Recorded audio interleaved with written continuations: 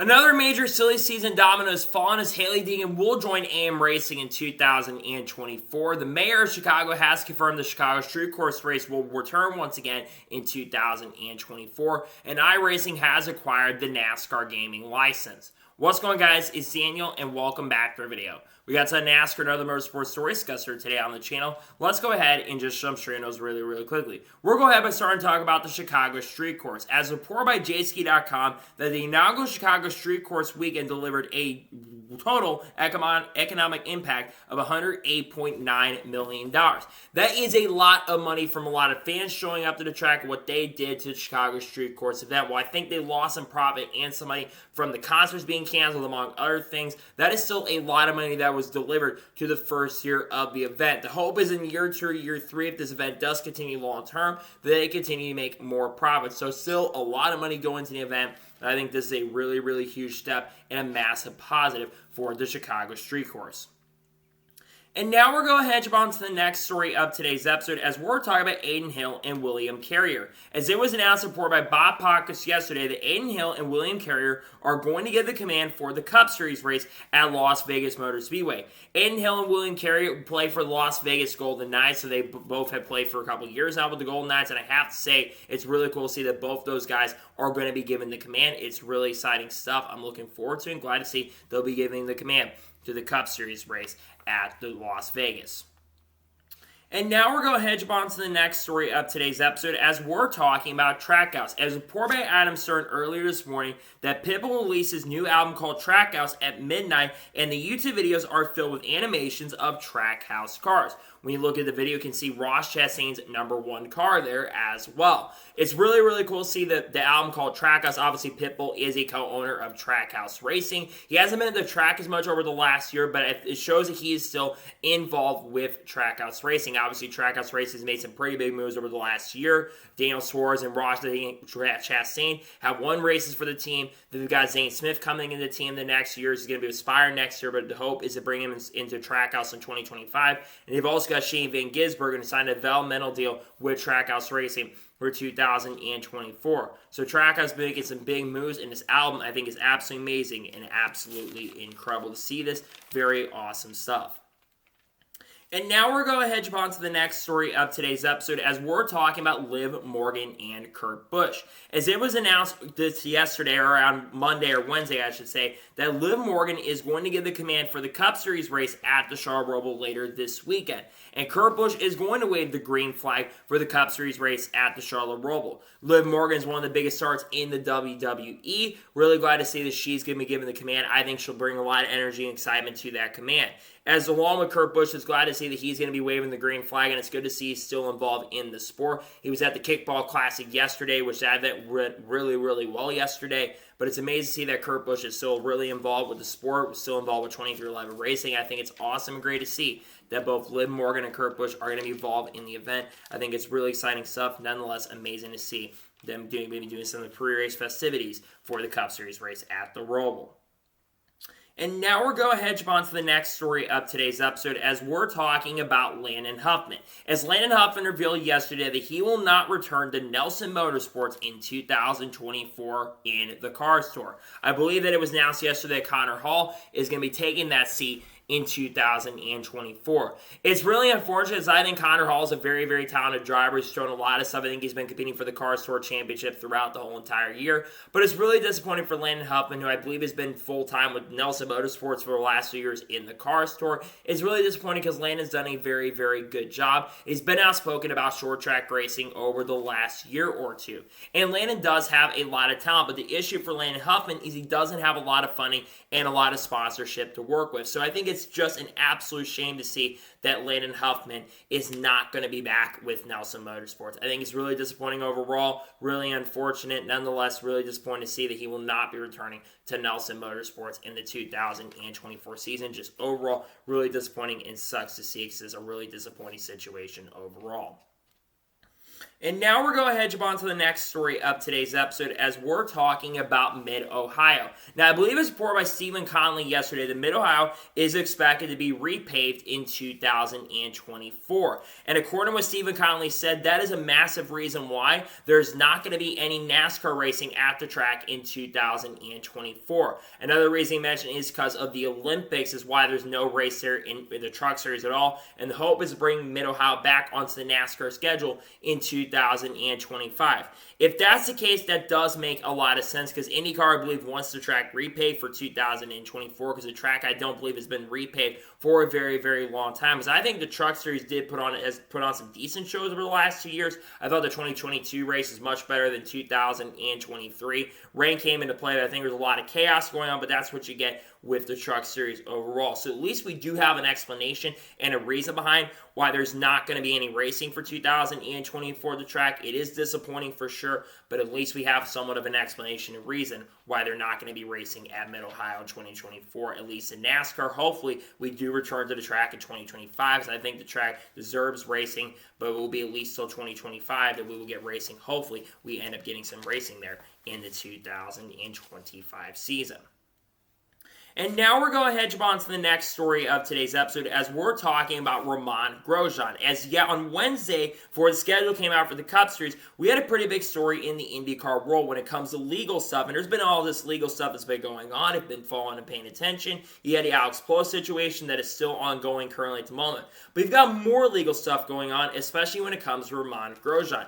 As Romain Grosjean put out basically a tweet yesterday or on Wednesday saying that he has filed an arbitration clause against Andretti Autosport. According to Romain Grosjean, he was supposed to drive for Andretti Autosport for the next few years, at least I think till 2025 or 2026. However, he is not returning to Andretti Autosport in 2024, and DHL also confirmed that they're not going to be returning next year as well. I think it's really unfortunate, all these legal stuff that's going on. Obviously, Romain Grosjean had not done a very good job. Well, Romain Grosjean started the year off really, really strong. But let's be honest, Romain, he's been very hit or miss in IndyCar the last 2 years. He had some really good runs in IndyCar in 2022. And like I said, to start off 2023, he was a championship threatening contender. But unfortunately, throughout 2023, Romain Grosjean had fallen off. I think he didn't even finish inside the top 10 in the points this year. I really feel for Romain in this situation because I think he will have a ride because he wants to still be in IndyCar in 2024. But I think his future in IndyCar is uncertain. Some have linked to maybe going to Dale Coyne Racing for 2024. But I'm going to be honest, I'm not certain that he's going to be with that team going into 2024. We'll have to wait and see what happens when it comes to legal stuff and see if he can get his name still being around in IndyCar. But to be honest, I don't know how much longer he's going to be in IndyCar because, again, he hasn't done much. Hopefully, he proved me wrong, though, and he can find a way to stay in IndyCar going into the 2024 season.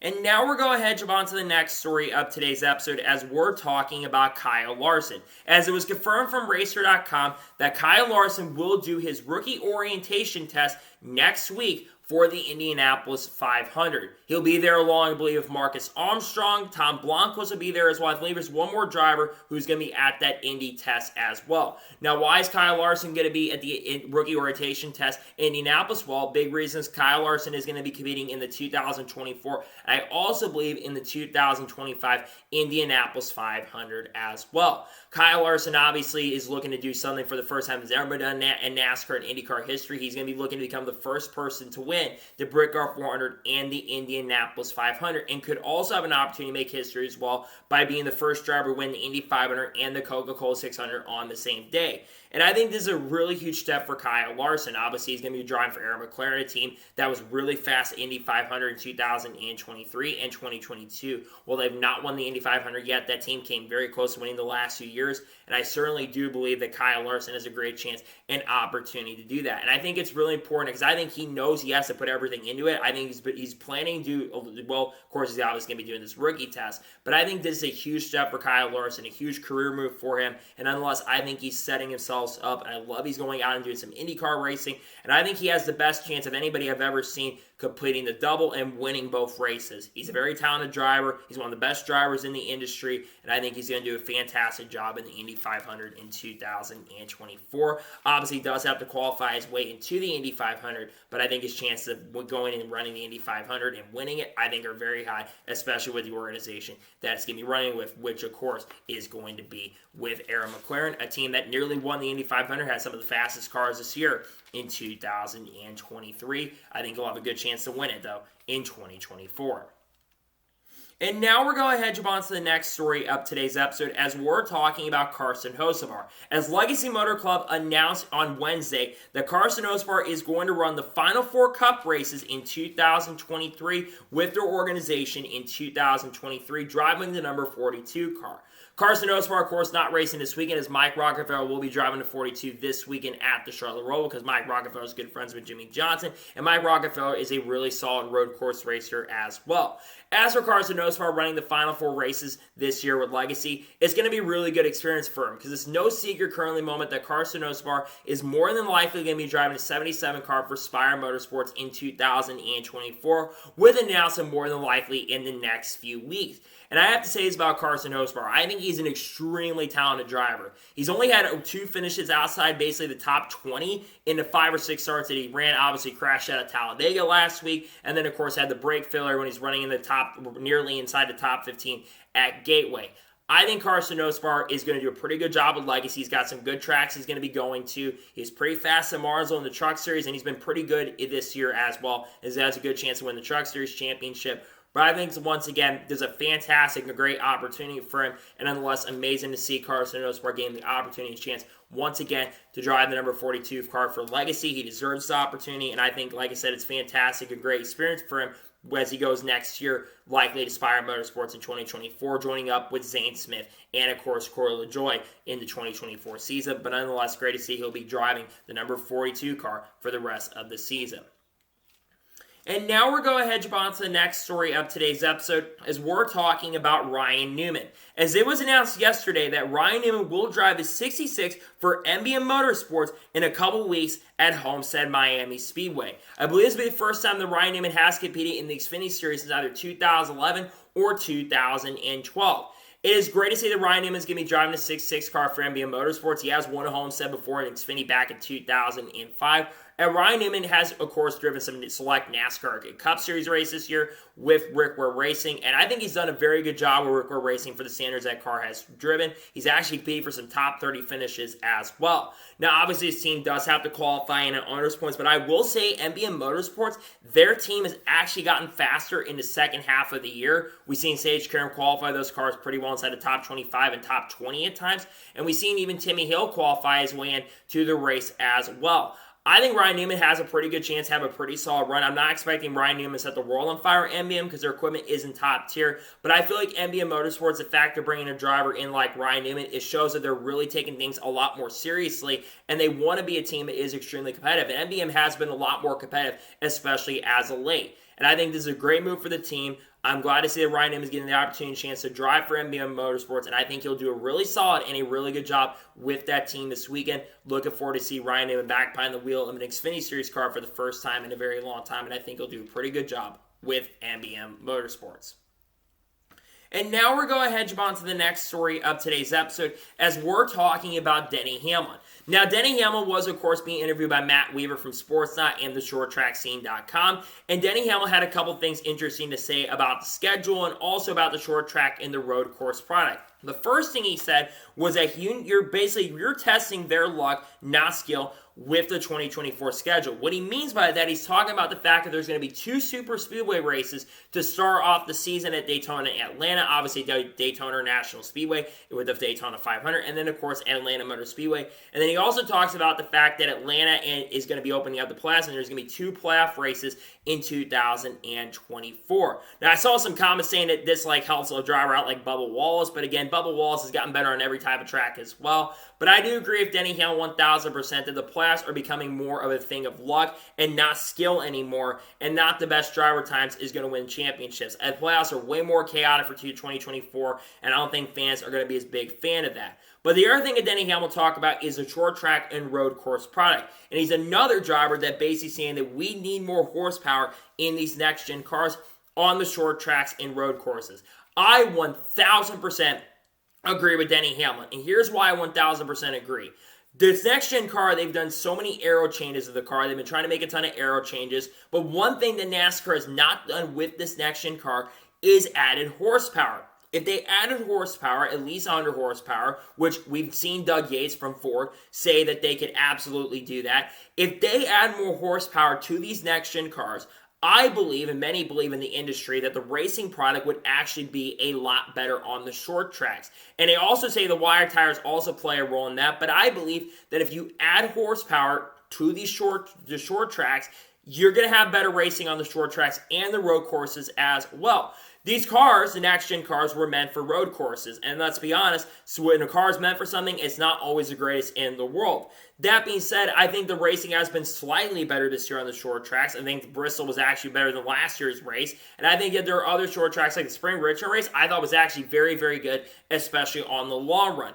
That being said, I think that dirty air is too big of a factor, especially on the short tracks, and it becomes a conveyor belt a lot of times. I don't think it's the most exciting product in the world, which is why I'm not excited about the Charles Roval this weekend for the Cup Series, because I don't think the racing is going to be great, and you've got stages coming back as well, stage cautions, I say, returning, which I'm not a big fan of that overall, if you ask me. So I do agree with Denny Hamlin. We need to add more horsepower to these cars because it's going to create more talent potential, and I think that there's going to be potential for more mistakes because more horsepower equals potential for more mistakes out on the racetrack. So nonetheless, and I think that Denny Hamlin's not the only one who said this. Kyle Busch, I believe, has said this. Chris Bell has said this. I believe William Byron has said this. A lot of drivers in the industry, and even I think Chase Lane and Kyle Larson have also reiterated this as well. We've seen a lot of drivers say that we need to add more horsepower to these next-gen cars to make the racing product better. And if they can do that, I think we're in a better future for the sport. Hopefully NASCAR does listen and adds more horsepower, but I'm not sure if they're going to listen to the drivers and the people in the industry when it comes to that. I hope they do, but honestly, I'm not sure if they are going to do that.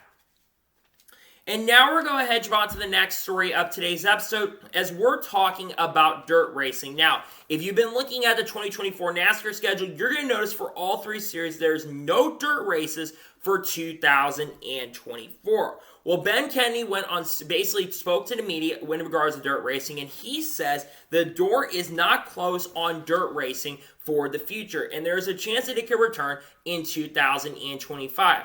But one thing he noted is the reason not returning to Bristol for Bristol Dirt next year is simply based on the fact that a lot of the feedback they asked the teams and the drivers were not the biggest fans of it, and some were fans of it, but some weren't the biggest fans of it overall. And he says that they do reduce some more dirt racing in 2024, that they are going to do it as a one-off. They're not going to add like 2 or 3 dirt races on the schedule every year. They're going to do it as a one-off. So at least there's some positive that they are looking maybe to add some more dirt racing in the future. It's just that for 2024 they couldn't. I think scheduling reasons, the Olympics came into play right there, and there were other major factors that really did come into play.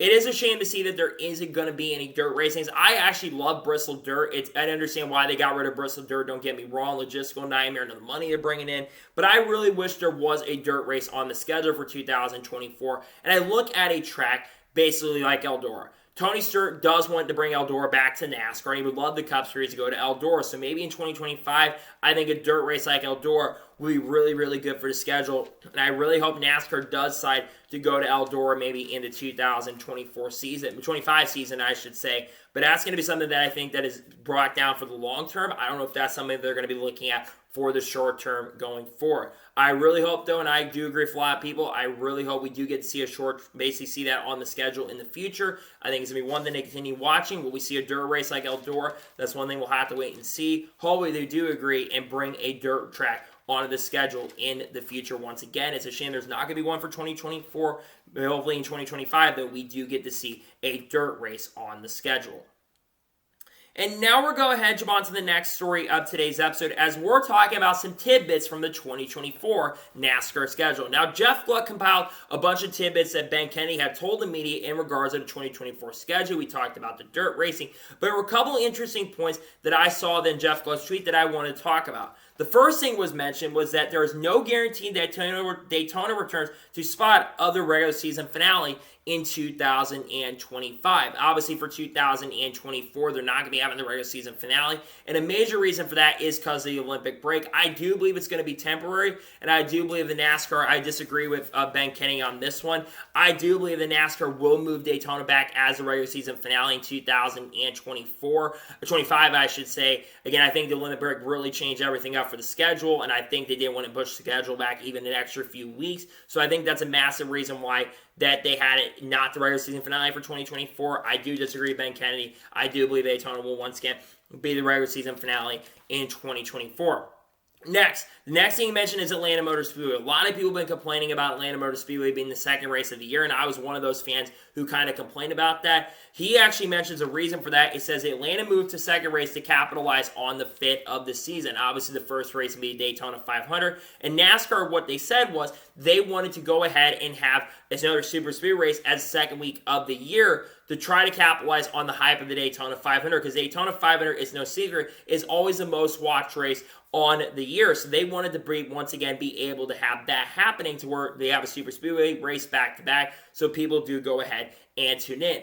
And the final thing you mentioned is midweek races. There had apparently been some talk and conversation about having midweek races, basically, but they wanted to keep doing the weekend races. One thing to note is that they had talked about having Richmond as a doubleheader for 2024 to keep the schedule a little bit more compact, so it didn't end later in November, but NASCAR decided to go against it because a lot of talk had been that there was going to be a Cup Series race on Thursday at Richmond, then there was going to be the Truck Series race on Friday night, the Xfinity Series race on Saturday, and then, of course, on Sunday, you have another NASCAR Cup Series race. They had talked about maybe doing that, but obviously, that's not the case there. There are some things I do like about the 2024 schedule. I did a video talking about it, but there's some things I'm against as well with the 2024 schedule. One of the things I'm strongly against with the 2024 schedule, I'm not as big of a fan of, is the fact, like I said, Atlanta's second race. I understand why they did it. Also having two super speed races in the playoffs, that's questionable at best. I also don't like the fact that Bristol's as early as it is. I think it should have been. I think that they could have capitalized, and I think SMI screwed up here. I believe that Sonoma should have moved to the West Coast swing, and Atlanta moved to where Sonoma's date is. And then I also think Bristol should have been moved back to where Sonoma's date currently is, and then maybe Gateway pushed back a week later, if you ask me. So I think that there are some things positive about the schedule. It's interesting, though, some of the tidbits that came out in regards to the 2024 NASCAR schedule. Some very interesting tidbits for sure. And now we're going ahead and jump on to the next story of today's episode as we're talking about Brett Moffitt. Now, we're going to talk about AM Racing here once again in just a little bit. But AM Racing wants to keep Brett Moffitt, but needs funding if he's going to return to the team full-time in 2024. And according to what Bob Pocker said in his tweet, Moffitt's future is currently uncertain in NASCAR, and he still does not have a ride as of now for 2024. Obviously, AM Racing did announce their intentions to expand to 2 full-time entries for 2024, but Brett Moffitt, they do want to keep it again, because I think Brett Moffitt has had a pretty solid year with AM Racing, but Brett Moffitt did not make the playoffs for the team. He's only scored 1 top 5 with the organization, but they're not the fastest organization in the world, and for a first-year team, they have done a pretty good job, all things considered. As for the future of that second car, I mentioned this, I believe, but Private Porno mentioned this, that they're looking to maybe have an all-star car for 2024, their second entry. So let's kind of speculate who could be potential candidates for that AM Racing second entry. You've got drivers like Brett Moffitt. I imagine Brett Moffitt is definitely the lead candidate for that second entry, but Brett Moffitt, again, needs funding and sponsorship. Other drivers I can see driving there, Noah Gragson. Noah Gragson does not have a ride currently for 2024, and Noah Gragson, I think, is looking for anything at this point. I think Noah will be a pretty good option as an all-star driver for that team. Another driver who could potentially drive for that team, I'll mention Matt DiBenedetto. Matt DiBenedetto does not have a ride currently for 2024. We'll speculate him a little bit with another ride here in just a short while, but I believe Brett Moffitt could have an opportunity to go, not Brett Moffitt, Matt DiBenedetto could have an opportunity to go there as well.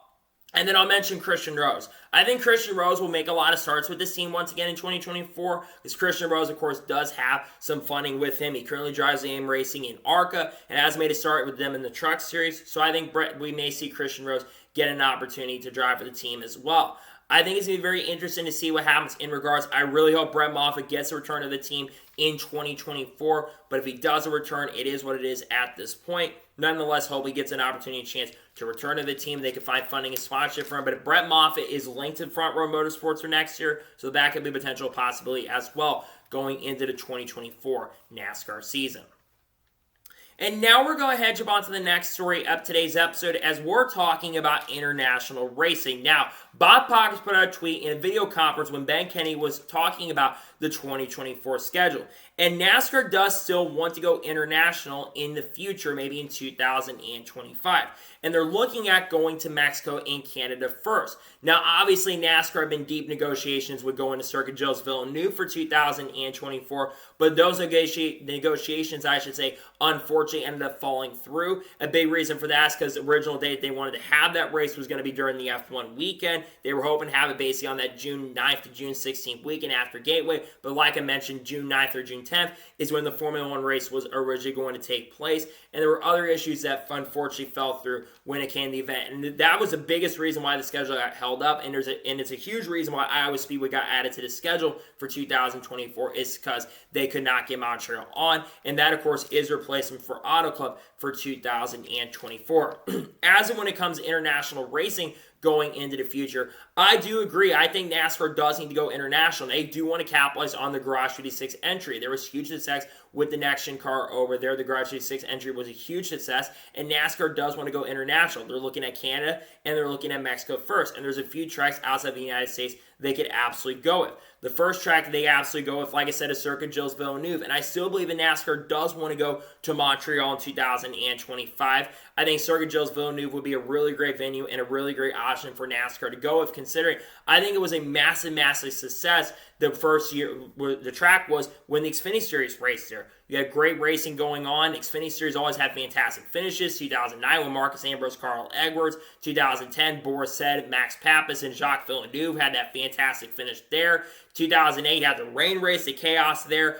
07 had a lot of chaos. 2011 had a lot of chaos. The event overall always put on some fantastic and great racing. And then, of course, you have Canadian Tire, a track that the Truck Series raced from 2013, 2019, and always put on some fantastic racing, had some great finishes there. Ryan Blaney's part of a great finish. Romain Grosjean and other drivers won, like Chase Elliott won the inaugural event there. And then, of course, you had other drivers got an opportunity to go. And I think it's just overall interesting. And, of course, international racing in Mexico. Kyle Busch did win a race in Mexico in the Autodromo Rodriguez track. There's always been exciting and great racing outside the United States, and I really hope NASCAR can capitalize on that going into the future. I think it's going to be very interesting to see what happens in regards to that, but nonetheless, I love the fact that NASCAR is looking to capitalize on the international market, and I do believe that NASCAR will have that opportunity to capitalize on that international market in the foreseeable future. And now we're going to jump on to the next story of today's episode as we're going to talk about the 13 truck for ThorSport Racing. So we obviously know that Hailie Deegan, we're talking about her a little bit, but she's moving up to AM Racing in 2024. So that means that a 13 truck for ThorSport Racing is going to be open for business heading into 2024. And there's a lot of questions in regards to who could be driving that 13 truck heading into 2024. So there's a couple drivers I think that are definitely candidates for the 13 truck. I've seen a lot of people mention Grant Enfinger as a potential possibility, and I think that definitely is a possibility that we could see Grant Enfinger drive a 13 truck next year in 2024. However, we know that ThorSport Racing kind of burned Grant Enfinger in 2021. He was supposed to run the full year in the 98 truck. He didn't run the full year. Christian Eckes ran part of that season. And also we saw another driver, that being him, split that ride in 2021. So I don't think Grant Enfinger is going to end up there. Another driver who could drive a 13 is Connor Jones. Connor Jones has made select starts, and I believe he turns 18 next year in 2024. So he probably wouldn't be able to run the full year, but Connor Jones could absolutely make quite a few starts next year in 2024. But there's definitely a lot of other realistic options who could drive that 13 truck head into 2024. One name a lot of people has also mentioned is Noah Gragson. Noah Gragson, of course, is linked to a lot of different teams going to 2024. He's linked to maybe going to Nice Motorsports. He's linked to going to Rackley. Cog Racing's been mentioned. But ThorSport's another team that I've seen people mention as a potential possibility because Noah Gragson does not have a ride, like I said, right now for 2024. And Noah Gragson, while he did struggle in the Truck Series, back when he did run the Truck Series in 2017 and 2018, Noah Gragson, remember, was a much younger driver at the time. So to be fair, I think Noah Gragson will actually do a better job in F13 if he goes there. So Noah Gragson's absolutely a possibility for sure for the 13. Another driver that could drive a 13 is Frankie Muniz. Frankie Muniz put out a cryptic tweet about about when the schedule was announced on Wednesday, and I think he deleted the tweet not much after, but Frankie Muniz kind of indicated that he does have a ride for 2024. Some have linked him to RSS Racing for the 2024 season in front row, but ThorSport is a team that's Ford, even though some people think they could switch back to Toyota. I think Frankie Muniz could be definitely a candidate for next year to go to ThorSport Racing. It's a championship caliber team, so Frankie would have some expectations, but I think he's done a really solid job in ARCA this year, and he's learned the cars really quickly. I don't think his equipment is up to snuff, though, with the organization he's driving for, and I think he will do a much better job if he goes to ThorSport Racing. Let's also talk about another guy, Matt DiBenedetto. Matt DiBenedetto does not have a ride currently for the 2024 season, and I think Matt DiBenedetto will do a really good job with ThorSport Racing. This would be the first time that Matt DiBenedetto, if he does drive at ThorSport next year, it will be the first time that he would have legitimate championship caliber equipment to run it on a full-time basis. It would be the first time being a top-tier ride since he was with Joe Gibbs Racing in 2009 and 2010, when, of course, he was like 19 and 20 years old, so he was a much younger driver then than he is now. And I think if Matt DiBenedetto was go to that 13 truck for ThorSport Racing, I have to say I think he'd do a really pleasant and a very good job going into next year. I think it's very interesting to see what happens in regards to who takes a 13 truck going to 2024, because obviously I think that's a coveted ride. There's a lot of drivers who are in the running for. I think it's going to be very interesting to see. They could also get a paid driver to go there, but if you were to ask me who I think is the most likely to go there, I'm starting to think it's between Frankie and Noah, but Matt DiBenedetto, like I said, is someone to watch for the truck going to 2024. I think Grant Anthony Lapierre is starting to link him to Nice Motorsports for the 2024 season, so I don't think he's going to go there. I think it's very interesting, though, to see who ends up driving for this 13 truck in ThorSport next year. So that is a coveted ride. Yes, Hailie Deegan didn't do great this year with that team, but I do believe that whoever gets him will do a better job than Hailie Deegan. So we'll see what happens if he gets the number 13 truck, but I think it's a highly coveted ride currently at the moment. And now we're going to jump on to the first of three major stories in today's episode as we're talking about iRacing. We had a major announcement yesterday when it comes to gaming. According to all the reports, iRacing has acquired NASCAR's console video game license from Motorsports Games. On top of that as well, it was announced that iRacing intends to put out a new NASCAR console video game in 2025. This is absolutely huge for many, many reasons. iRacing has had a major working with NASCAR for a very, very long time. They've had a good relationship for many, many years. And one thing about iRacing, a lot of people from iRacing who started that company came from Papyrus Racing. Papyrus made NR 2003, which is considered to be one of the greatest, if not the greatest NASCAR games to ever be released in the history of NASCAR. This is an absolute huge dub for many, many reasons, because iRacing is a really great track record for releasing fantastic products, and their online service has been absolutely phenomenal and absolutely incredible. And I think this absolutely is a huge win for NASCAR overall. And another big reason people are happy is because Motorsports Games has lost the license. They lost the license after September 30th. Apparently, lawyers had contacted back on Saturday, and they finally got it through, and they're completely done. I am so happy that NASCAR is no longer working Motorsports Games, and I'm going to explain why this is a huge win for NASCAR overall. Motorsports Games had ruined and tarnished the NASCAR gaming license. They released what is considered the worst NASCAR game of all time, that of course being NASCAR 21 Ignition, and the company had a lot of bad things going on. Now, I will say this, there's people that worked on those games that I do feel bad for because they were put in really harsh and terrible conditions. The higher-up management was a massive reason why this company completely flopped. Obviously, Dmitry Kosko, who was the old CEO of Motorsports Games, he basically quit early. He got out of the board of directors, and then, of course, a lot of other things went down. They lost their work in Motorsports Network, and it's a lot of bad things went down with this company. If you've been following a lot of our YouTubers, you've probably seen that this company has gone very downhill for a very, very long time. And I do believe that iRacing, I'm a lot more optimistic. For the first time in a very long time, I'm actually optimistic for the future of not just NASCAR gaming, but just gaming in general, because Motorsports Games, like I said, is probably the worst gaming company I have ever seen. So it's really good to see a new company, not a new company, but a company like iRacing who has an established branding and people know is taking over the gaming license. Now, people are going to have very high expectations for iRacing's first game. And again, they're not going to release a game until 2025, so they're going to have time to work on this game and try to perfect this game going into the future. But I think this is a massive win for iRacing to come into play because Dale Jr. is involved with the company, and I think that Dale Jr. knows probably what we want. And I wouldn't be surprised that the game coming out in 2025, I would not be surprised if they've been working on this game behind the scenes for that last year or two, and they've been working on this product. And again, I think, like I said, expectations are going to be really high for the first iRacing game that does come out because a lot of people expect the game to be really, really good. If the game is as good as what Inside Line was, or even what NASCAR E4 was, I'm going to be very, very satisfied. But people are going to be expecting the first game to be extremely, really confident. And people need to have to keep their expectations a little timber just a little bit. But like I said, for the first time in a long time, I'm optimistic. Another big reason why I think this is a fantastic move for iRacing to acquire that license is because NASCAR needs to get a younger demographic. They need to get that younger demographic working because, let's be honest, we saw the TV ratings. 2.5 million people watched Talladega. Not very good. 87% of the people were above that 18 to 48 demographic. And I believe in 18 to 34 demographic, it was in the single digits.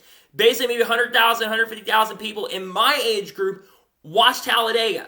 That is terrible. That's really bad for Talladega standards, and that's really, really bad for the viewership there. I know a lot of younger people are watching football and stuff, but we've been competing against football for many, many years. NASCAR needs to find a way to attract the younger demographic, and the way you do that is getting a good video game. NASCAR has not had a video game company until now, I believe, that has been good for a very long time. And they need to get that younger demographic for the sport to survive long term, because right now, with where the sport is, it cannot sustain where it's at currently at the moment. So I'm really happy about this. I'm optimistic for the future. I'm looking forward to this, and it's amazing to see that we got iRacing taking over the video game license. I think this is huge. I think this is amazing, and glad to see that iRacing will have the video gaming license for the future, and I can't wait for the first game to be released. I'm probably going to try it out. I know review copies are a thing to watch, but let's be for real. I'm excited for the future. At least for the first time, I'm optimistic in many, many years about iRacing taking the video game license. And now we're going ahead and jump on to the next major story of today's episode as we're talking about the Chicago Street Course. Now, up until when the schedule was announced, there have been a lot of questions about if the Chicago Street Course was going to be returning for 2024. Now, keep in mind, they were on the schedule for 2024 on July 7th, but we didn't know if it was going to get confirmed or not because the city of Chicago could back out of the deal for 2024. However, on Wednesday, the day the schedule was announced, the mayor's office in Chicago confirmed that they are going to return, the Chicago Street Course will return in 2024.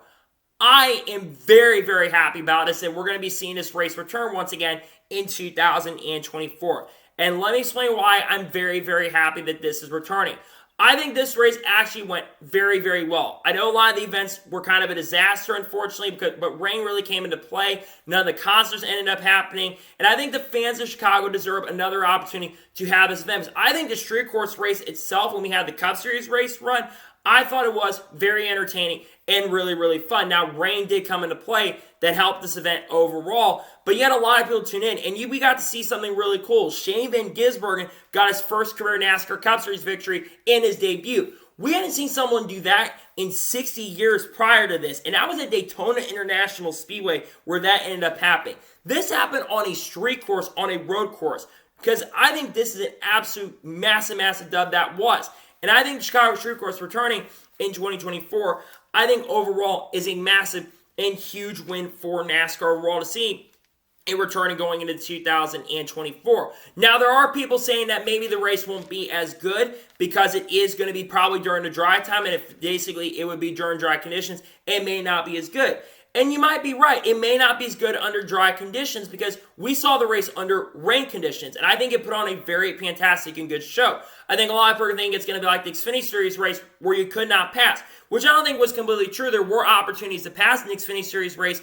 I think it was starting to play out in the second half of the event. It's just that the race got kind of canceled early, unfortunately. And a lot of people had to leave early. They didn't even get to halfway. The Xfinity race was a disaster. But I think that the fans of Chicago do deserve another year. Now, the big question I think a lot of fans do have is, will this event after 2024 return, or will it be cut early? Because they do have a 3-year contract with the city of Chicago through 2025. Some do believe that there's a chance that this will be the last year of this event, and many believe that one of the biggest reasons is because of Chicagoland. Some are speculating that Chicagoland Speedway could potentially take over the Chicago market in 2025, which I think Chicagoland coming back is something that does need to happen.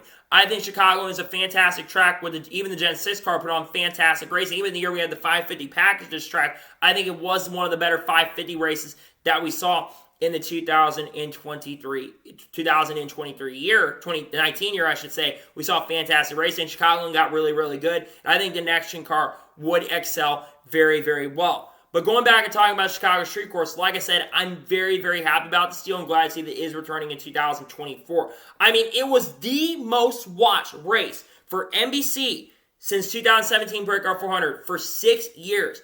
I think that absolutely right. There's a massive reason why it's coming back, because TV people enjoyed it. I know a lot of people in Chicago were against this event, and I'm not surprised there was a lot of negative feedback about the event, and people not wanting this race to return because they thought it was a disaster. But for me, I think the event was a success. At least the Cup Series event was a success, I should say. I'm not so sure the overall event was a massive, massive success, but I am glad to see it is coming back in 2024. I think it's a huge dub. It is coming back for 2024, and I think that it coming back is really, really good. So nonetheless, amazing and glad to see that the Chicago Street Course race will once again be returning in the 2024 season. Really awesome and fantastic stuff overall.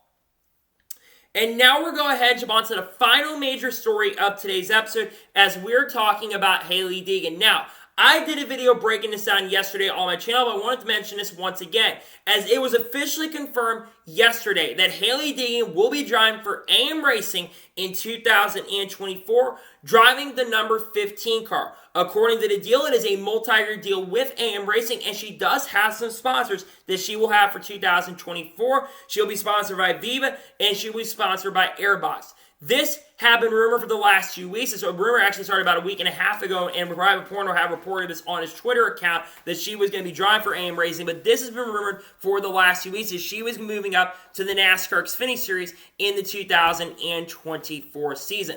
Look, it is no secret that Hailie Deegan has kind of struggled in the NASCAR Truck Series. She's only gotten 5 Truck Series top 10s.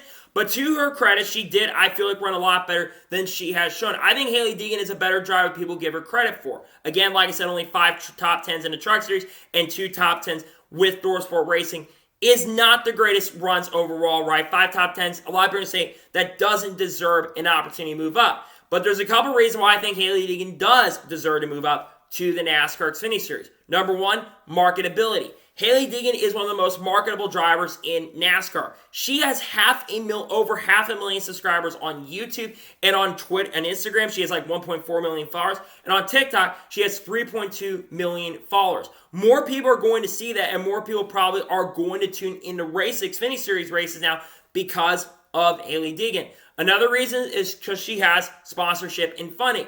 Viva and Airbox, she's bringing sponsors for AM Racing. That's another big reason why she is getting promoted to the NASCAR Xfinity Series. Again, she hasn't done very good in the Truck Series. It's no secret she struggled, even though I don't think all the bad finishes have been completely her fault. In her credit, she's had less DNS this year in 2023 than she had last year. Last year, I think she only had 7. This year, she has had 4. But too disappointing, she's had a 20th place average finish. Not great for ThorSport Racing truck. But I have always said this for a long time.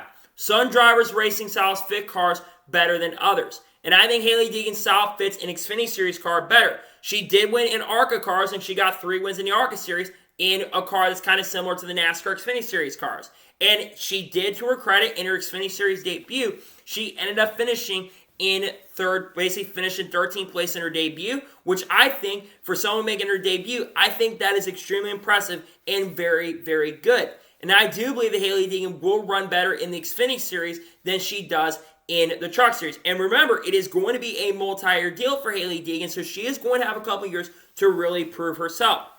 But one thing you know is that, and she kind of confirmed this on Race Hub yesterday, speaking to Chad Knaus, Adam Alexander, Austin Dillon, and of course Daniel Suarez. She says that Ford is going to be really committed with her. Of course, Ford is one of the higher up drivers in the Ford development pipeline going forward toward the future. Is expected as she is going to get a lot more of a deal with the organization. And there's a lot of worry that Trackhouse Racing could also get rid of their Xfinity program next year. There's rumors flowing that Riley Herbst might move on and go back to Joe Gibbs Racing. Cole Custer could be moving up to the Cup Series. So if they lose Cole Custer and Riley Herbst to the other series, they're going to potentially, of course, have Hailie Deegan most likely as their higher prospect and Frankie Muniz, because Ford is kind of in a very difficult position with their long-term future. But what are going to be the expectations for Hailie Deegan going into the 2024 NASCAR Xfinity season? Well, I think a lot of people are going to have really lofty expectations. They're going to expect her to run amazing. And I think Hailie Deegan will do better in the Xfinity series than she did in the Truck series. But if Ford is giving her the support that she is saying that they're going to give her, she is going to have really high expectations going into next year.